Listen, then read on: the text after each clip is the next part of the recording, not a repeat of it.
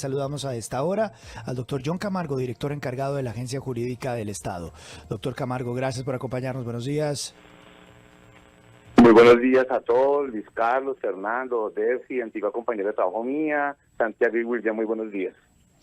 Doctor Camargo, hoy Colombia está contenta porque ha ganado un multimillonario pleito en Washington con el objeto de un megapredio de la mafia. ¿Cuál es este megapleito que se acaba de ganar Colombia y qué fue lo que hicimos? Bueno, el caso lo podemos resumir así. El caso se llama SEDA versus Colombia, por el nombre del inversor, más conocido como caso Meritage. Era el proyecto inmobiliario más costoso que se iba a desarrollar en la ciudad de Medellín. La Fiscalía General de la Nación inició un proceso de extinción de dominio frente a dicho lote. El inversor demandó al Estado colombiano diciendo que se está vulnerando el tratado que tenemos con Estados Unidos en materia de inversión, y obviamente estaba diciendo que la conducta del Estado era de carácter expropiatorio y vulneraba el estándar de trato justo y equitativo. Palabras más, palabras menos, digamos que ese era el quick del caso. ¿Qué pasó acá? ¿Y qué fue lo importante? Que logramos demostrar, tardíamente, pero lo logramos demostrar, que ese lote o esa inversión tenía conexidad directa con dinero del narcotráfico y del crimen organizado.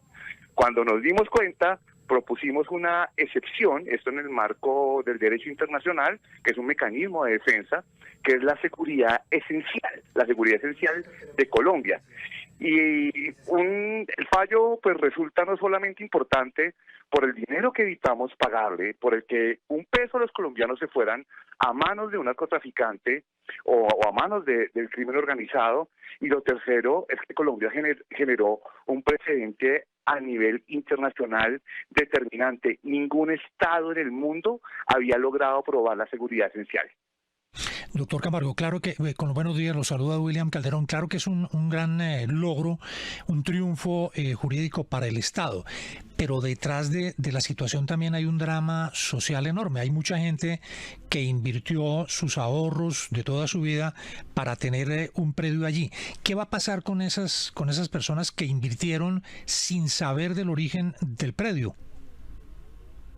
Bueno, mire, yo la verdad, pues le voy a dar un poco el contexto de lo que tenemos.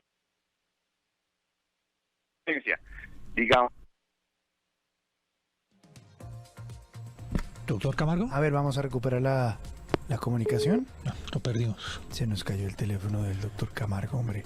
Sabe, Luis Carlos, que ese es un tema bien interesante porque ese es un lote por la vieja vía Las Palmas que conecta Medellín, por la antigua vía, la que no pasa por el túnel, en una vereda creo que se llama Pajarito. Ahí me ayudará Suri, que es el local de allá. Un enorme lote que resulta que era de unos mafiosos, luego lo dieron para hacer un gran proyecto de vivienda estrato 1000, porque realmente eran lotes que hace 10 años se vendían casi por encima de los 1.000 millones de pesos, y lo pararon porque obviamente no lo ejecutaron, y además los dineros eran como provenían de actividades oscuras. Es una enorme noticia para Medellín, pero obviamente, como pregunta William, ¿y los que metieron la plata qué? Aquí está de regreso el doctor Camargo. Doctor Camargo, ¿me escucha? Sí, ya los escucho, les pido disculpas, no sé por qué se cortó la llamada. Ni más faltaba, por supuesto. Don William, por favor, retomemos con la pregunta para que el doctor Camargo nos ayude. Sí, doctor Camargo, es muy sencillo. ¿Qué va a pasar con esta gente que compró un lote allí, que no sabía del origen del mismo, ni los nexos con el narcotráfico de los dueños originales? ¿Esa gente va a tener algún tipo de ayuda del Estado, o qué va a ocurrir con ellos? Pues es que yo, ¿qué les puedo decir sobre el particular? Tenemos unos casos que cuestan cerca de 500.000 millones de pesos donde están demandando al Estado, pero acá creo que lo coherente no es demandar al Estado, es demandar a la fiduciaria y la constructora.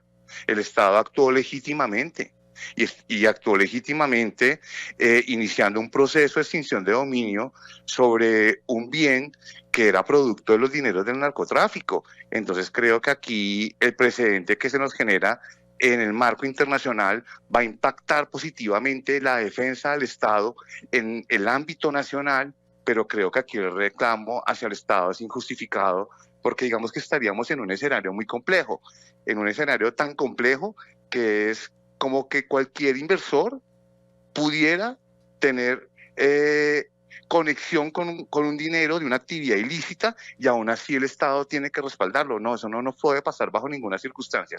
Creo que el reclamo se lo deben hacer a otras personas, a otras sociedades y no al Estado colombiano. Señor Camargo, ¿por qué no nos explica cuál es la historia de las relaciones con la mafia y con los narcotraficantes? Porque entiendo que hay por lo menos 3 nombres importantes en esa historia. Ángel Seda, que era el inversionista con el que tuvieron el pleito, otro narcotraficante que es alias Perra Loca, pero también en algún momento estuvo incluso mencionada la exfiscal Ana Catalina Noguera. ¿Cómo se explica esa relación con la mafia de este predio? Digamos que llegar como a ese nivel de detalle, se los voy a decir en grueso porque son detalles de seguridad esencial, precisamente por eso ganamos, y obviamente se lo dejo a las autoridades competentes que definan esa situación. Pero de lo que les puedo contar, sí, me puedo remontar a los años 90, donde Iván López era dueño de ese bien.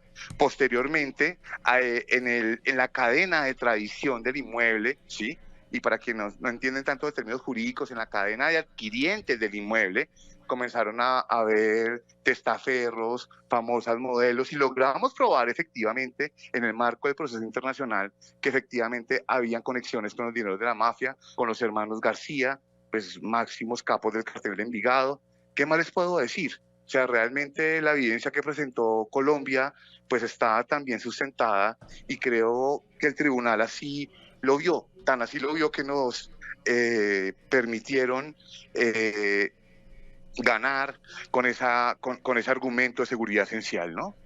Doctor Camargo, ¿qué va a pasar con el lote? Pues en este momento el lote está en el proceso de extinción de dominio, ¿no? Entonces digamos que ahí sí, digamos, mi competencia la excede. No le podría dar las resultas de esto, porque obviamente es competencia de otras autoridades. Doctor Camargo, buenos días. ¿A qué estábamos nosotros enfrentados? Es decir, si hubiéramos perdido ese pleito, ¿cuáles eran las pretensiones de los demandantes, aparte pues de recuperar el lote? Ay, no, esto era dramático. 250 millones de dólares más 28, o sea, por el daño material, 28 millones de dólares por el daño, por otro tipo de daño, más los intereses. O sea, estamos hablando de más de 300 millones de dólares, que era más de 1,2 billones de pesos colombianos. Pero lo más grave aún, la plata es terrible, pero que uno validara una actuación irregular, una actuación ilegal, y que los dineros de los colombianos terminaran en manos de personas que se dedican a cometer ilícitos, la verdad, pues era completamente repudiable. Aló.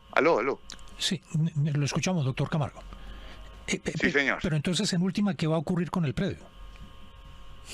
En últimas, el proceso, pues el predio sigue aún con la medida cautelar interpuesta en el proceso de extinción de dominio, y pues seguirá su curso en el marco de ese proceso. Yo, la verdad, perdí, como les repito, exceden a mis competencias determinar cuál va a ser el futuro de ese predio, pero pues lo que les puedo decir ahora es lo que es de mi competencia. ¿Hay algún tipo de recurso al que puedan recurrir los propietarios originales del predio, o esto ya es un caso que se puede dar perfectamente por cerrado? En el marco del arbitraje internacional de inversión, el inversionista tiene 120 días para presentar un recurso de anulación. Yo ese escenario lo veo poco probable, eso lo veo yo como experto en el tema, por varias razones. Primero, por el costo. Interponer el recurso de anulación puede costar cerca de 2 millones de dólares. Segundo, por la probabilidad de éxito. En un estudio que elaboramos en la agencia, vimos que la probabilidad de éxito en el marco de un recurso de anulación no excede el 3%, pero adicionalmente las causales, porque no pueden invocar causales de fondo, como es desconocer que efectivamente el Estado actuó legítimamente y se logró probar la excepción de seguridad esencial. porque obviamente, digamos, aquí sería temas de procedimiento y desde mi concepto en ningún momento a ellos se les vulneró el debido proceso. Sin embargo, también recordemos, y creo que es muy importante que ustedes y todos los oyentes y todo el país lo sepa, estábamos enfrentados ante una de las firmas de abogados más poderosas del mundo, que es Gibson. Abogados de Google, abogados de Meta, abogados de Walmart. Y ganar ese caso muy complejo. Y les boto un dato. Gibson, la firma, es la misma firma que va a representar la demanda en contra de Colombia en el tema del Galeón San José. Ya Pues, se imaginarán ustedes. Claro, es un logro de enormes proporciones. El Estado le gana ese pulso a una de las firmas de abogados más importantes del mundo y pues el logro que está reportando hoy la Agencia Jurídica del Estado es enorme, Santiago. Es que el doctor Camargo acaba de dar una noticia importante ahí sobre el Galeón San José y la demanda de Gibson. ¿En representación de quién va a demandar Gibson al Estado colombiano por el Galeón? El inversor es Search Armada y la firma que los va a representar es Gibson. Otro pleitico. Otro rollo adicional. Pues, doctor Camargo, muchas gracias por atender esta comunicación. Nos salvamos de pagar 300 millones de dólares. Sí, señor, 1,2 billones de pesos. 1,2 billones de pesos. 7:48, esta es la FM, las noticias como son.